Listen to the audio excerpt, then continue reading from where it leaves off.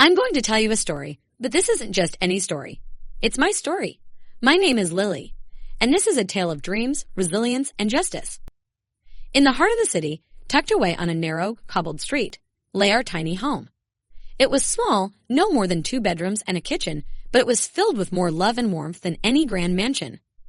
My mother, a cleaner at the local school, would rise at the crack of dawn, her quiet footfalls echoing throughout our humble dwelling as she prepared for the day. My father, a construction worker, would follow suit, leaving home early to earn our daily bread. Despite the hardships, their faces always carried a smile. They made sure our lives were a testament to the adage that happiness isn't about having much, but making the most of what you have.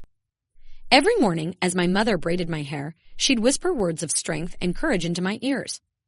"You're destined for greatness, Lily," she'd say, her voice firm with conviction. Even amidst the loud clanging of the kitchen utensils and the incessant ticking of the clock, her voice was all I needed to hear to begin my day. Our nights were filled with stories and dreams. My father would tell me tales of far-off lands and courageous heroes. His stories ignited a spark in me, a spark that grew into a flame of ambition. It was during one of those nights, nestled between my parents under our faded patchwork quilt, I decided what I wanted to be. I wanted to be a lawyer, a beacon of hope for those wronged, and a voice for the voiceless. "I want to be a lawyer," I announced to my parents one night. My father chuckled, ruffling my hair. "That's a lofty goal, my little girl, but I have no doubt you'll make it happen." My mother's eyes welled up with tears, and she pulled me into a tight embrace. "Oh, Lily," she murmured, her voice filled with love and pride. "You'll be the best lawyer this city has ever seen." My parents' faith in me was unwavering, their love boundless. It was their constant support that became my guiding light through the turbulent times that lay ahead. Little did I know that life was preparing me for a journey, one that would test my determination and strength. But as I was then, a small girl with big dreams, I was ready to face whatever came my way. Life has a peculiar way of juxtaposing contrasting realities. This was particularly evident when I looked at the life of my aunt, my mother's sister. Aunt Clara, unlike us, was married to a wealthy businessman and lived in a sprawling mansion in the city's most affluent neighborhood. Aunt Clara had one daughter, Bella, who was the same age as me. Bella, like her mother, was privileged and proud. From an early age, Aunt Clara dressed Bella in the finest clothes, her every whim catered to, her every demand met without hesitation. Bella was the center of her mother's universe, and she made sure everyone knew it. The few times they visited us were uncomfortable, to say the least. I remember a particular instance when Aunt Clara, decked in her extravagant attire, surveyed our humble abode. She had an almost pitying smile on her face, one that said, "Oh, what a sad little life you lead." One such day, Aunt Clara asked me, "Lily, my dear, what do you want to be when you grow up?" "I want to be a lawyer, Aunt Clara," I replied, my voice steady and confident. She let out a haughty laugh, her eyes twinkling with amusement. "A lawyer? But dear, lawyers need to dress well. They need to make a good impression, you know. You can't expect clients to trust you if you look, well, like this." The insult stung, but I held my ground. I knew my worth wasn't determined by the clothes I wore or the house I lived in. It was determined by my character, my ambition, my willingness to work hard. But the hurt was real, and it took all the strength I had not to let a tear slip. Bella was no different. She parroted her mother, her words and actions mirroring Aunt Clara's condescension. "Lily, you should consider a career more suited to your status. Maybe a cleaner, like your mother," Bella suggested one day, her voice dripping with arrogance. "Bella," my mother admonished, but Bella merely shrugged, a smug smile on her face. Her words hurt me, yes, but they also fueled my determination. Every snide comment, every hurtful jibe only made me stronger. They were a reminder of the world's unfairness, of the obstacles I had to overcome to achieve my dream. They were a motivator, propelling me to prove them wrong, to show them that I was more than just a cleaner's daughter. When I turned 10, a major shift occurred in my life. My mother, in a bid to provide me with better education opportunities, managed to secure my admission to the school where she worked. It was one of the best schools in the city, and getting a seat was no small feat. But thanks to my mother's determination and relentless efforts, I found myself stepping into the hollowed hallways of the prestigious institution. When Bella heard about my admission, her reaction was less than pleasant. She got admitted to our school. Bella's voice was shrill, her face contorted with disbelief. Aunt Clara, seated next to her, was equally shocked, although she tried to hide it behind a forced smile. "Well, isn't that nice?" she said, but her eyes told a different story. "What's wrong with Lily going to our school?"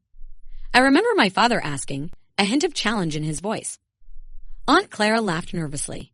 "Oh, nothing, George. It's just that, well, people might talk." "And let them talk," my father retorted, his eyes flinty. "My daughter has every right to a good education." From that day forward, my school life became a battleground of sorts.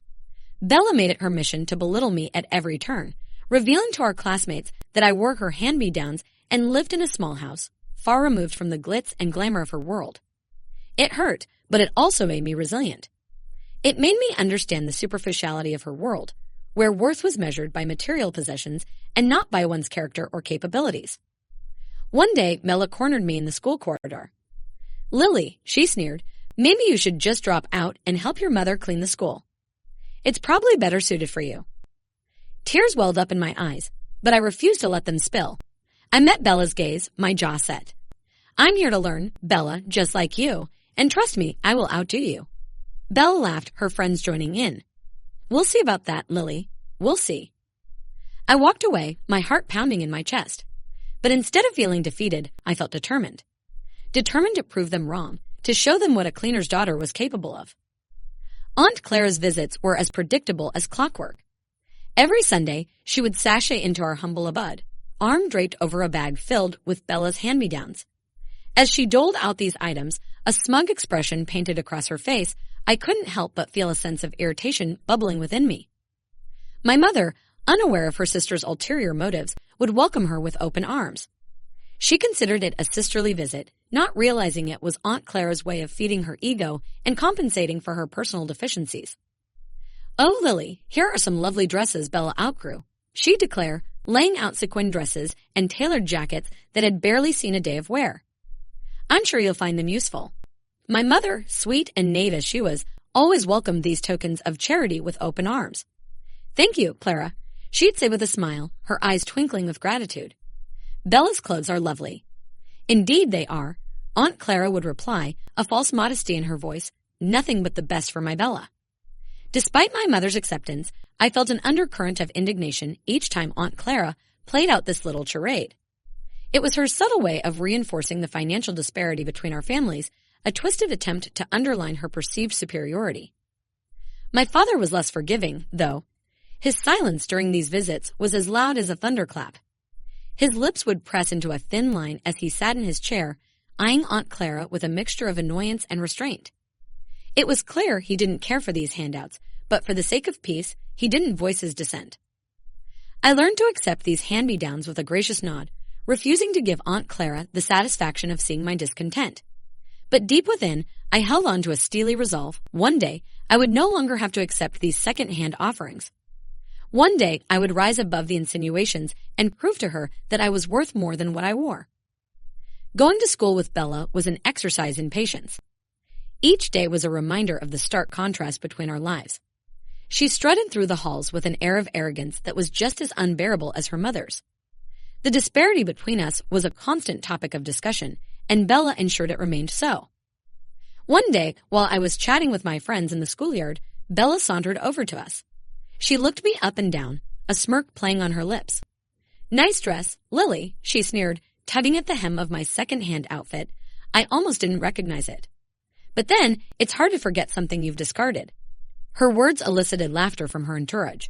I looked around to see a few curious faces peering at us. The moment felt like an eternity, my cheeks burning with embarrassment. "Yes, Bella," I retorted, maintaining my composure. "It's a nice dress indeed, just like all the others you've given me. But you should know, clothes don't define a person, their actions do." She let out a humorless laugh. Spoken like a true charity case, she quipped, walking away amidst a chorus of giggles from her friends. As her laughter receded, I found solace in my friend's supportive words. But Bella's arrogance was a constant reminder of the challenges I faced. She wanted to see me fall, to succumb to her derision. But each insult, each smirk only solidified my determination. I resolved to remain undeterred, no matter how hard she tried to bring me down. That evening, I found my mother in the kitchen, preparing dinner. She was humming a soft melody, a warm smile on her face. But as I entered the room, her smile faltered, noticing the storm growing in my eyes. "Lily, what's wrong?" she asked, her voice filled with concern. I sighed, looking at her with pleading eyes. "Mom, can we please stop taking Bella's old clothes?" Mom paused, her gaze softening. "Did something happen at school, Lily?" "Yes, Mom," I said, my voice on the verge of breaking. Bella embarrassed me again. She told everyone that I wear her old clothes. She took a step towards me, her hand reaching out to touch my cheek. "Oh, Lily, I'm so sorry," she murmured, her heart heavy with sympathy. "I never wanted to make you feel bad. I thought you could use some nice clothes." "But Mom," I said, tears welling in my eyes. "I don't want to be pitied. I don't want Bella or anyone else to look down on me because I wear second-hand clothes." Mom pulled me into a comforting hug. "I understand, darling," she said, her voice full of warmth. "I won't accept any more clothes from Clara." As I stood there in my mother's arms, a sense of relief washed over me. I knew it wouldn't change Bella's attitude, but at least I wouldn't be subjected to her taunts about her hand-me-downs anymore. I felt grateful for my mother's understanding, her support, and in that moment I realized just how much strength her love bestowed upon me. Upon hearing about my encounter with Bella, my father, a man of simple means but great integrity, decided to act. One evening, he arrived home from work with a surprise, a new dress for me. It was simple yet elegant, devoid of any extravagant brand tags, but filled with love and sincerity. Days later, Aunt Clara and Bella visited our home again, a bundle of second-hand clothes in tow. But this time, my father was ready. "Clara," he began, his voice firm but respectful. "We appreciate your generosity, but we can't accept these clothes anymore." The look of shock on my aunt's face was priceless. Bella smirked, unable to hide her amusement. "What? Can't afford new clothes, Uncle?" she mocked. My mother was quick to intervene, her voice trembling with anxiety. "Bella, that's not nice," she chastised gently. She turned to my aunt with a soft smile. "Clara, we're just trying to teach Lily the value of independence and self-respect." My father, undeterred by Bella's disrespectful comment, stood his ground. "We may not have much, Clara," he said, his gaze steady, "but we have our pride. And I won't have my daughter feeling inferior because she doesn't wear high-end brands." The room fell silent. Bella and Aunt Clara exchanged a look, clearly taken aback by my father's unexpected resistance. But as for me, I had never felt prouder. As they left our home that day, my resolve to stand up to Bella's mockery grew stronger. I was not inferior. I was not lesser. I was Lily, the daughter of humble, proud parents who taught me the value of dignity and respect. I decided then, no matter what Bella threw my way, I would stand tall, unbroken. As years passed, I worked hard, always striving to excel in my studies. It seemed like my world was confined within the walls of our small house in the school, always overshadowed by Bella's taunts and my aunt's snide comments. But everything changed in the final year of high school when I met him, Ethan. Ethan's family had recently moved to our city, and he had joined our school midway through the academic year. The son of a wealthy businessman, he was strikingly handsome, with a quiet demeanor that seemed out of place among the other affluent kids. But what drew me to him was not his obvious wealth or good looks, but the kindness in his eyes. One day, while I was reading alone in the school library, he approached me. "Hi, I'm Ethan," he said, extending a hand towards me. I looked up, startled. I wasn't accustomed to having anyone approach me outside of my small circle of friends. "Hello, Ethan," I replied, shaking his hand. "I'm Lily." He smiled at me and asked, "May I join you?" "Of course," I said, a little surprised but happy for the company. As days turned into weeks, Ethan and I started spending more time together. We shared a common love for books and often engaged in deep conversations about various topics. I was captivated by his intellect, his empathy, and his sincere interest in my thoughts and opinions. Our friendship grew into a close bond, and soon I found myself falling in love with Ethan. And the way his eyes sparkled when he looked at me, I had a feeling he felt the same. One evening, while we were sitting under our favorite tree in the schoolyard, Ethan turned to me. "Lily," he began, his voice serious, "I have to tell you something." My heart pounded in my chest as I awaited his words, but nothing could have prepared me for what he said next. "I think I'm in love with you, Lily." I gazed at him, my eyes welling up with tears of joy. "Ethan," I replied, my voice trembling, "I love you too." And with those words, our love story began.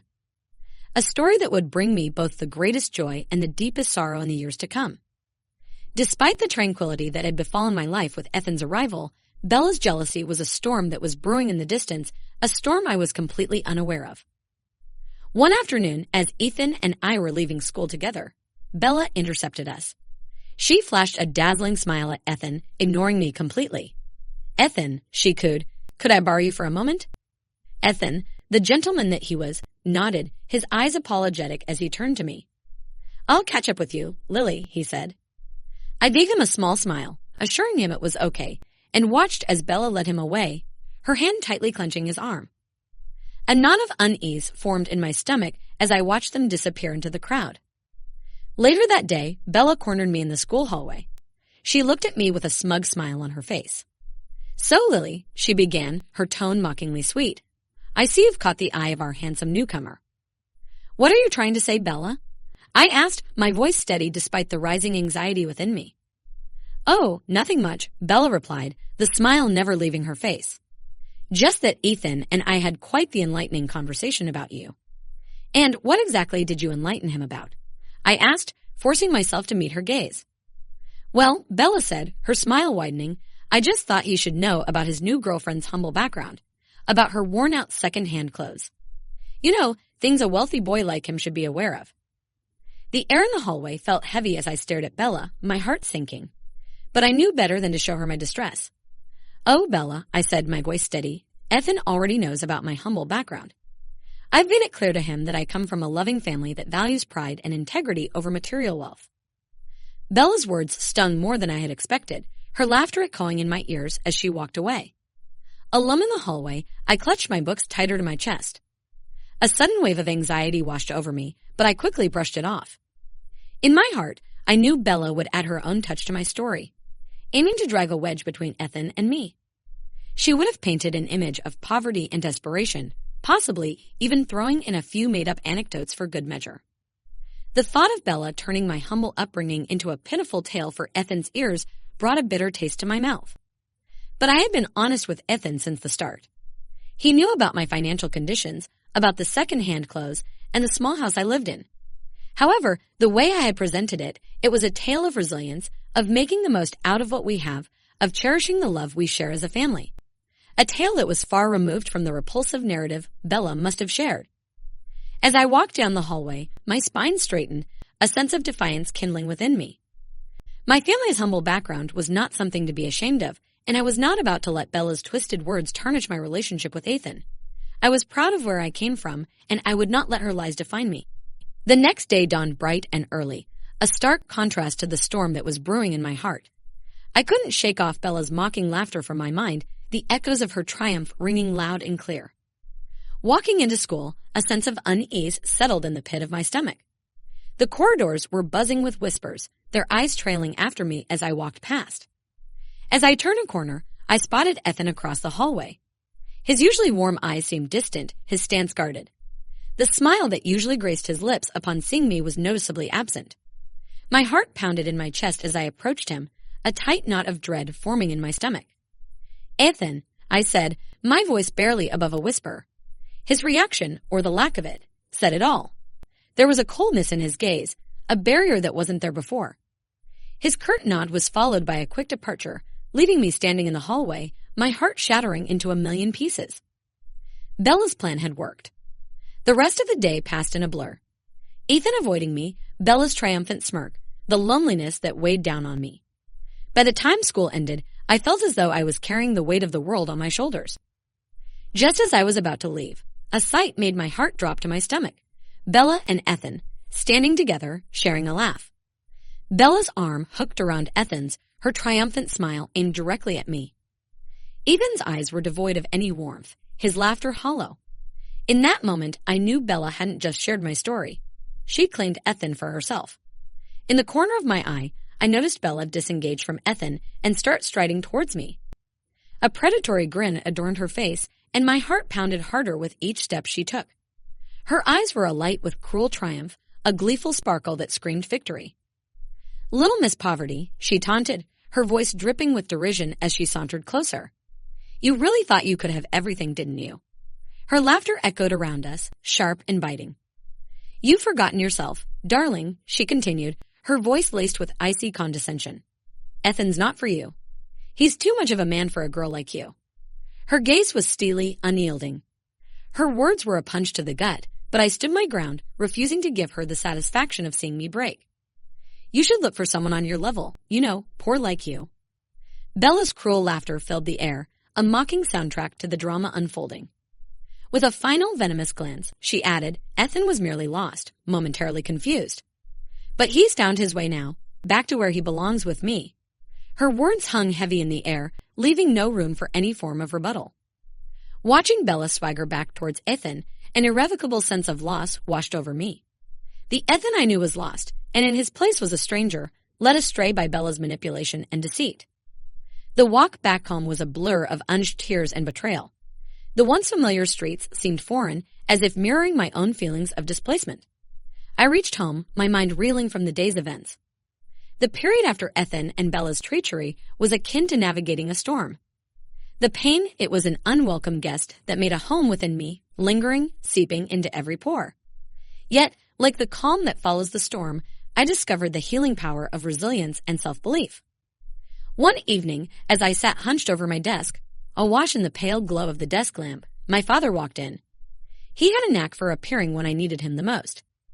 He perched on the edge of my bed, his eyes filled with warmth and understanding. "Honey," he began in his gentle, soothing tone, "heartbreaks are a part of life. They hurt, but they also make us stronger. You're far too precious to let this break you." His words, his unwavering belief in me, gave me the strength I needed. Guided by my father's wisdom and inspired by my mother's resilience, I delved back into my studies, determined to prove Bella wrong. I was not a girl to be pitied, nor was I one to succumb to adversities. I was a girl with a spirit that refused to be broken. My life became a whirl of textbooks and late-night studies. Graduation arrived, and my hard work bore fruit. Standing there, with the graduation cap sitting proudly on my head, I could see the pride reflecting in my parents' eyes. A few years later, my journey brought me to law school. The transition from school to the daunting world of law was steep, but I was ready. I was not the same girl who had been shattered by a boy's rejection. I was a woman, a determined woman, ready to brave any storm that came her way. I immersed myself in the world of law, of rights and wrongs, of justice and injustice. I graduated law school, and soon enough, I was working at a prestigious law firm, living my dream. My work was challenging, but I thrived under pressure. I was no longer just a girl from a humble background. I was a successful lawyer who had carved her own path. The memories of Ethan did visit me at times, but they didn't hurt anymore. They were simply reminders of a time gone by, a symbol of my transformation. I was proud of the woman I'd become, a woman who had risen from the ashes of heartbreak and emerged stronger, braver. Life carried on, and as the seasons changed, so did the currents of my life. In the courtroom, I was fierce, a woman on a mission to bring justice to those who sought it. In life, I found love and companionship in a fellow lawyer, Adam. He was kind, ambitious, and respected my journey. Together, we built a life of shared dreams and mutual respect. With time, my hard-earned success allowed me to fulfill a lifelong dream, to buy a comfortable house for my parents. It was a simple token of my gratitude for their unwavering support, a testament to the love that had fueled my journey. While I carved my path, Bella ventured into the glamorous world of modeling. Despite our strained relationship, one day, out of the blue, an invitation arrived. Bella was getting married to Ethan, and I was invited. My first instinct was to ignore the invitation. Yet my parents, being the kind-hearted souls they were, convinced me to attend. For them, attending a family event was more about showing respect than nursing old wounds. On the day of the wedding, Adam and I, along with my parents, arrived at the grand venue. Clad in a simple yet elegant dress, I walked into the crowd, my husband by my side. The grandeur of Bella's wedding was momentarily overshadowed when she caught sight of me. It was when Bella's gaze fell on me, my husband, Adam, and my doting parents. For a fleeting moment, her confident demeanor faltered, replaced by a subtle flicker of regret. Ethan, standing by her side, echoed the same sentiment in his eyes. However, their internal turmoil wasn't mine to fight anymore. With Adam by my side, we approached Bella and Ethan to offer our well wishes. The tension in the air was palpable, but I knew we had to keep the conversation courteous. "Bella, Ethan," I greeted, my voice steady. I would like to introduce you to my husband, Adam. Bella's eyes widened as she took in Adam's composed figure next to me. Congratulations to both of you, she said, her voice wavering slightly. Thank you, Bella. We wish the same for both of you, I responded. The sincerity of my words seemed to take Bella aback, as if she had expected harsh words or coldness. Ethan chimed in, Thank you. It's good to see you after all these years. I could say the same, I replied, my gaze steady. It was then that I saw it, a flicker of remorse in Ethan's eyes. Bella noticed it too, her triumphant smile wavering for a moment. Despite the underlying tension, the conversations continued, filled with polite laughter, reminiscences, and well wishes. As the evening proceeded, I couldn't help but feel a sense of fulfillment. Life had come full circle, the past had been acknowledged, and the future seemed more promising than ever. My journey wasn't about seeking validation or making someone regret their decisions. It was about standing tall against the odds, proving to myself that I was more than what others perceived. Bella's regret or Ethan's remorse couldn't compare to the pride I felt in myself, the contentment in knowing that I had risen above the adversities to build a life that was a reflection of my dreams and aspirations. It was a sunny afternoon when Bella's seemingly perfect world shattered. An anonymous call had informed her of Ethan's betrayal. Her husband was having an affair with one of her friends. Overwhelmed by betrayal and seething with anger, Bella took her gun and rushed to the location provided by the caller. The scene that awaited her at the luxurious penthouse was her worst nightmare. Ethan, her once beloved Ethan, in the arms of her friend. Her hands shook as she held the gun, the reality of the betrayal sinking in. Bella, it's not what it looks like. Ethan tried to explain, but his pleading eyes contradicted his words. Silence filled the room as Bella aimed and pulled the trigger, once, twice. Ethan and her friend fell to the ground. With her heart pounding in her chest, Bella left the penthouse, leaving behind the dead bodies of the two people she thought she trusted. Several days later, Bella was rudely awakened by the sound of sirens and flashing lights. The police had traced her back using CCTV footage from a camera near the crime scene. Bella's messages from the anonymous caller were discovered, fueling suspicion against her. Bella was arrested, the once arrogant and high society girl now faced with the harshest reality of all. Officer, I was close by, but I never went in. I swear, Bella pleaded, fear in her eyes. Yet, her denial fell on deaf ears, and Bella found herself being charged for a double murder she had hoped would remain her dark secret. The stark, gray walls of the interrogation room seemed to be closing in on Bella, once the proud socialite, now reduced to a prisoner. Her stunning designer dresses replaced by a drab prison uniform. She knew she was in deep water. She also knew that I, the one she had slighted all those years ago, was the only person capable of helping her out. Bella asked to see me, the renowned lawyer, Lily. When I walked into the interrogation room, I could see the surprise in her eyes. She had clearly not expected to see me. But we were way past surprises. I need your help, Bella said, her voice barely above a whisper. I nodded, maintaining a neutral expression. I hear you're the best, and I can't face this alone. As a professional, I knew what was at stake. I urged Bella to tell me everything, to give me her side of the story. She hesitated at first, clinging to her denial, but I saw desperation flicker in her eyes. Despite her initial denial, I pressed on, presenting her with the damning evidence against her. I made it clear to her that I needed to know the truth to mount a successful defense. Finally, under the intense pressure, Bella confessed. I did it. I killed them, she admitted, sobbing uncontrollably. It was out there, the truth, raw and harsh. The confession hung heavy in the cold room. Bella's tear-streaked face looked at me with desperation and pleading. However, I knew what my responsibility was, and it did not include protecting the guilty. Bella, I said firmly, meeting her desperate gaze, I am a lawyer. I fight for the innocent, the oppressed. My job is to bring justice, not manipulate it. Her face fell, but Lily, I need your help, she begged, grabbing my arm. I can't do this alone. You're my only hope. Her pleas were heartfelt, but I knew I couldn't compromise my values. I'm sorry, Bella, I said, pulling my arm back. I cannot help you. Not this time. As I turned to leave, Bella's desperation turned into resentment. You're enjoying this, aren't you? She spat. You're relishing the fact that I'm here, helpless, while you're free. You always invite me, Lily. I turned back and looked at Bella, a picture of misery. It was true that Bella had made my life difficult, but I bore her no ill will. I took a deep breath and said, Bella, believe it or not, I don't hate you. If you had been wronged, I would have stood by you, no questions asked. But this, I gestured towards the bleak room, this is different. You're not the victim here. I wish things were different, but they're not. With that, I turned around, my heels clicking against the cold, hard floor, leaving Bella and the accusations behind me.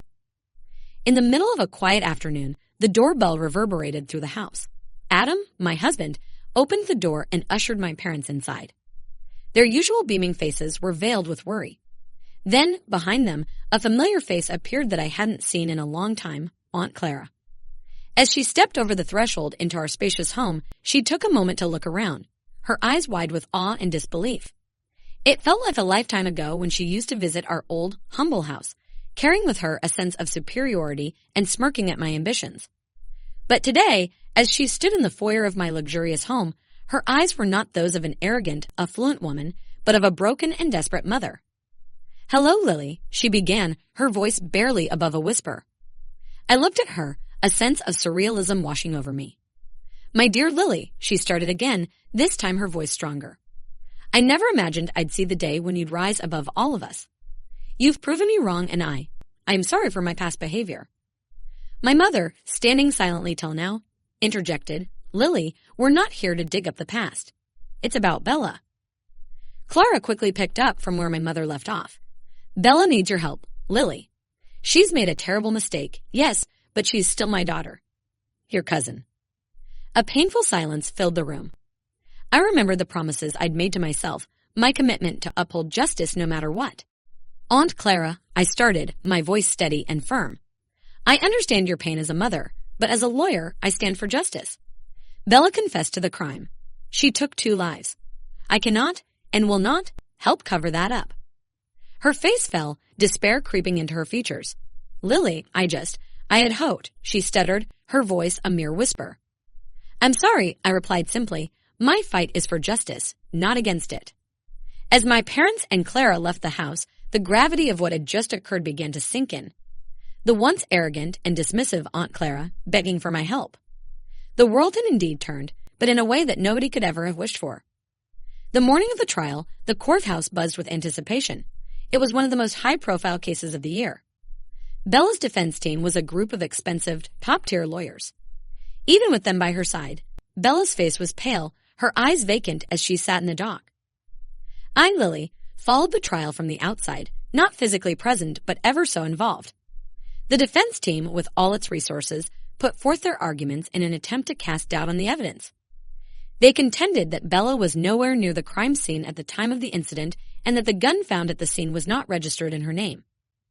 The defense lawyer's voice rang out, Your Honor, we maintain that Mrs. Bella Green was simply a victim of a malicious campaign to tarnish her image and pin this heinous crime on her.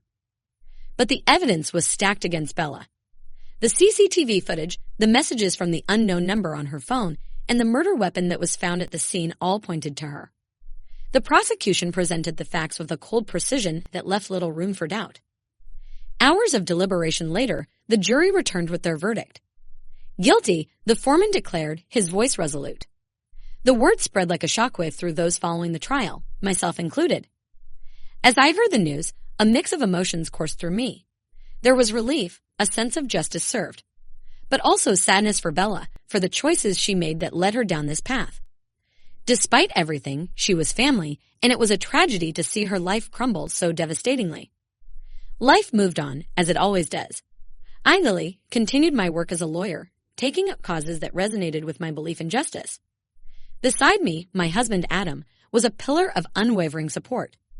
We were blessed with twins, a boy and a girl, who filled our lives with joy and purpose. Their laughter echoed around the house we built together, a house filled with love and respect. One evening, as I watched my children play in the garden, Adam came and sat beside me. He held my hand, his thumb gently brushing over the back of my hand. You've done well, Lily, he said, his voice warm and affectionate. Have I? I asked, my eyes not leaving our children. Yes, he replied, you stayed true to yourself, to your beliefs. That's all one can ask for. His words brought me back to the path I'd tread, the battles I'd fought, and the choices I'd made. My journey wasn't an easy one, but it was mine, and I had no regrets. I felt an immense sense of peace wash over me. I'd remained honest to my values, to my idea of justice, and most importantly, to myself. As the sun set, painting the sky with hues of orange and red, I realized that life, despite its trials and tribulations, is beautiful. It's a maze of choices and decisions, a testament to our resilience and will. And in that maze, I'd found my purpose, my happiness. We sat there, hand in hand, watching our children play until the last rays of sunlight disappeared, leaving behind the darkness of the night. But even in that darkness, our lives were filled with light, a light born out of love, honesty, and resilience.